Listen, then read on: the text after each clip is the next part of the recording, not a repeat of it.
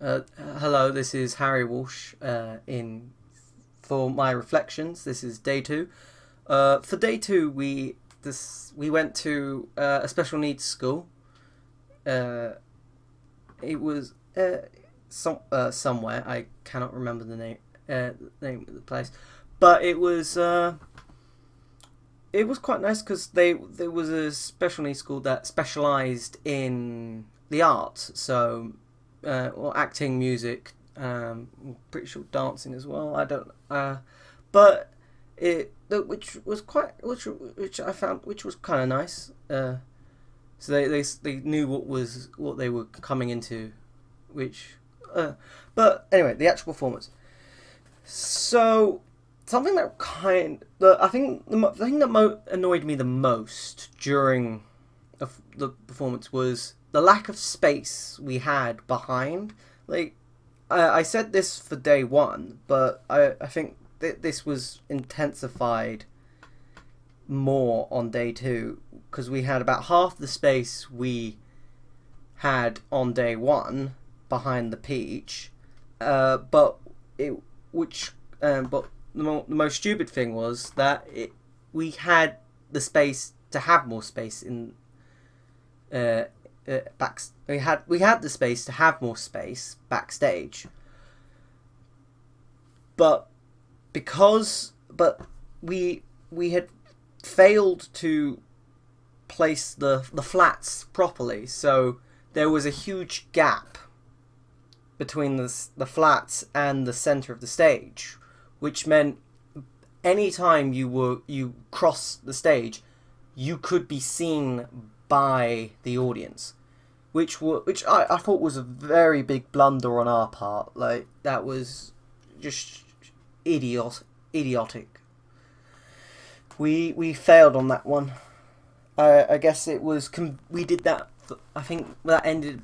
We did that by accident because of convenience, as us where we were performing there were the support beams coming down, and we had put the flats up on these support beams, and we just forgot. I'm guessing either someone decided to keep them there, or we just forgot to move them. But it meant that we could be seen crossing the stage at any time, which I thought was very stupid for us. But something else that happened something I kept doing that day, and I don't know why, is I kept running into people. I'm guessing actually now saying it's because we didn't have as much space, but behind the flats, and it meant I trod on multiple people's toes. I think mainly Anna. I stepped on her toes, I think 2 or 3 times, which I apologised for, but there was not much else I could do as we were in the middle of the performance. But in terms of audience participation, I think that that night, that show was by far the best. Like, they were really into it, and properly. Like, there was a bit. Now this is going to be multiple different points woven into one, but it proves my point perfectly. So I should start off by saying there was a technical hiccup where Leanne had brought in the sound effects for the sharks slightly too early, as I think there was about another page of dialogue before the sharks came on, which on any other night that would have been a major problem, but the audience were so engaged with the play that they heard the Jaws music, da dun da dun da da da da da da da da da. They heard it, and they all were just like, "Watch out! There's sharks!" Like, that's no exaggeration. They were literally shouting out to warn the insects and James. Which, when they did that, I was just like, that was just such a great moment, because it was just like in my mind I was just like, they love it. Like, it was the like that like when an audience in a play like this, when an audience starts to shout out, watch out and stuff, you know you've done it right. And I'm kind of glad that muck up happened, because that way we knew it sort of, because that way we got to see it properly, that how engaged they were. But yeah, I think in terms of audience response, I think that was it was the best play the performance we'd done, which I think which just goes to show you it just, you can I'm speechless. But yeah, no,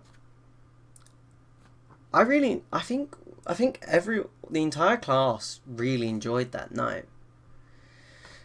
I think that we didn't muck up at all. There were not really any mistakes done apart from Leanne's hiccup, but that's life. That was sound error, not us, which was good, because it meant none of us had messed up. So yeah, but enough of the play. Next, after we'd done the play, we did the workshop. Leanne had decided to run this workshop, and she enlisted the help of her assistants, Anna and Fran, who had the role of assistant managers.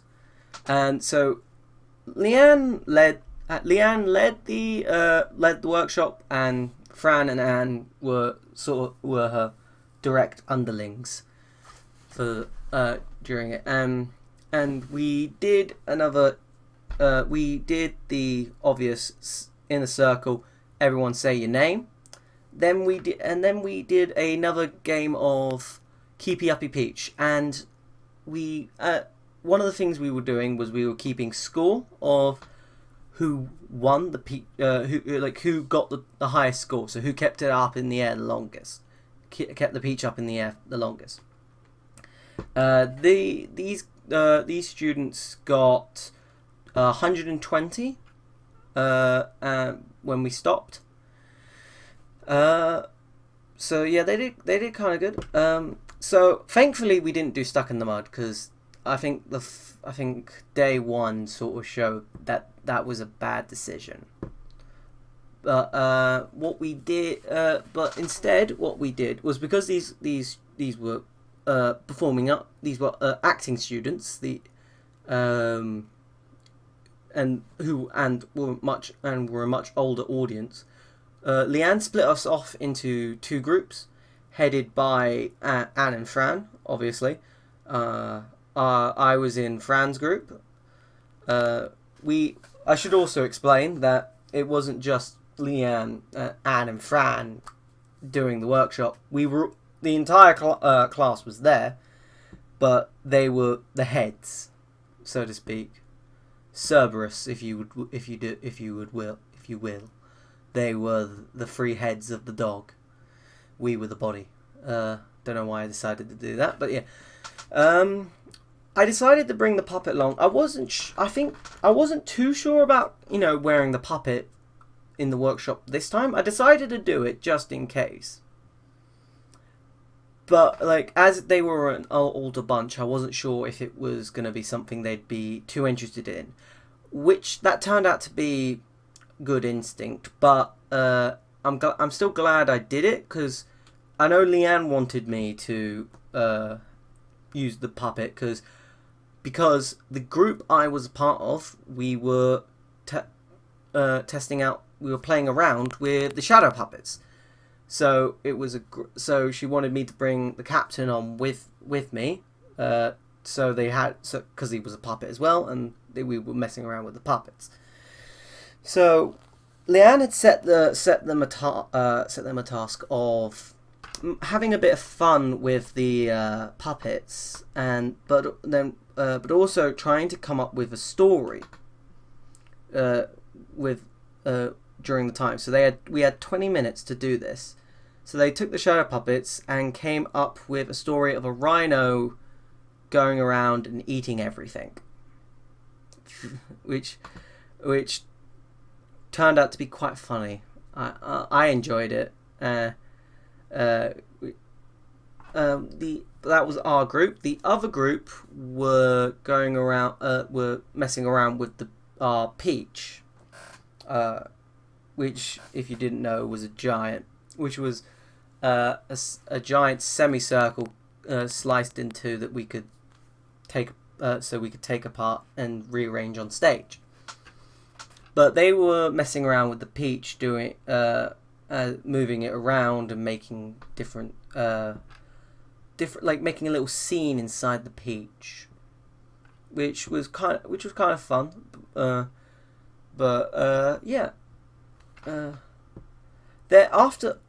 that, we had a Q&A with them, a Q&A with the students. So we all sat back down in a circle and did a Q&A, talking about a lot of things, about opportunities in their local area, about what we do on a day-to-day basis, how long it took us to make the performance, which turned out to be about 24 hours we've only spent 24 hours making this, which was surprisingly short, to be honest.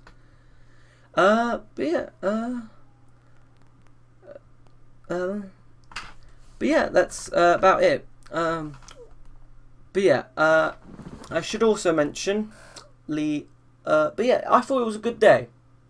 But I think our biggest challenge that day came from the loading and unloading of the van. Because in the morning it was a bit of trouble, because there was a bit of wind to picking up, which didn't help. I was especially afraid for the Peach, as of its surface area, its volume, because of its surface area. Because of the Peach's large surface area, I was very cautious of the Peach, as if given sufficient wind, it would blow away. So I think one thing I tried to do while we were unloading was keep an eye on the Peach as it was being transported, making sure. I sort of decided to do a sort of let everyone else carry the Peach, but I was going to apply pressure where needed. So if the wind was picking up in a certain direction, I went to the other side of the Peach and applied the pressure necessary to keep it on task, and portable, which it wasn't too needed. It wasn't that, I think it definitely helped. But my God, was loading up the van a nightmare, as by the time we'd finished, it was now dark. It had started to rain, and the wind had picked up even more, which made things even worse. And what was even dumber was when the class decided to carry half of the Peach on their heads to the van, which I didn't know they were doing that at the time, but was just a disaster waiting to happen. And when we got to the van, we had a bit of trouble fitting the Peach in, which meant we had to keep it out in the rain. And after a while, we realised something kind of bad. It was that we had used all our paint was water-based, which meant all our paint was starting to come off. Fortunately, even though it was pouring down, it was a more pouring spitting rain. So there wasn't too much damage to our equipment, which thankfully the paints, even though some of the paint came off, it solidified in the van, which is happy. Although some people went home with peach coloured hands and brown staircase hands. But yeah, that was day 2. Yes. Thank you for watching.